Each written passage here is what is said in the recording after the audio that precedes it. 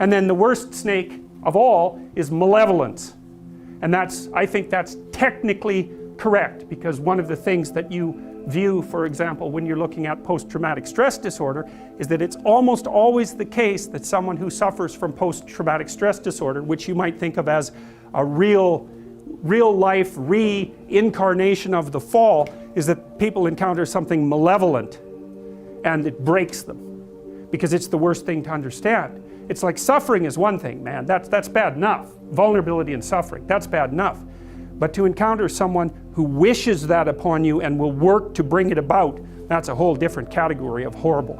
Especially when it also reflects something back to you about yourself. Because if someone else can do that to you, and they're human, that means that you partake of the same essence. Strangely enough, that's actually the cure to some degree to post-traumatic stress disorder.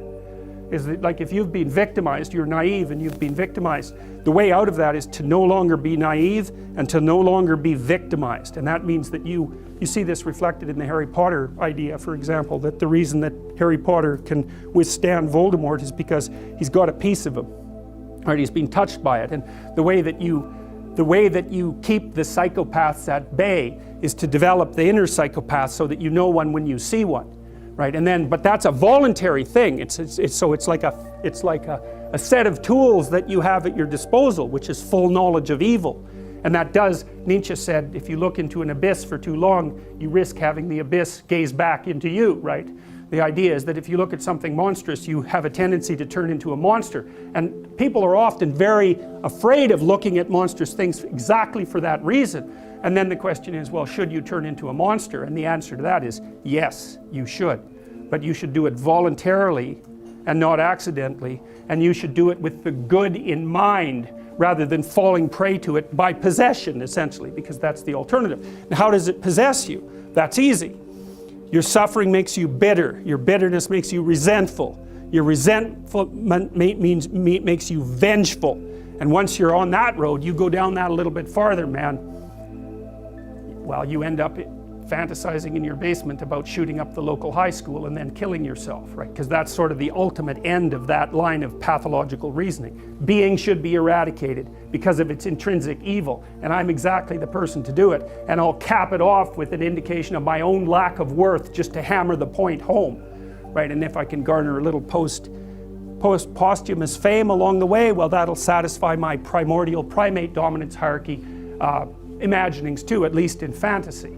So, you know, it's the full package if you want to go down that route. And of course, people don't like to think about that sort of thing, and it's no bloody wonder. But without the capability for mayhem, you're a potential victim to mayhem. So you need your sword. It should be sheathed, but you need to have it.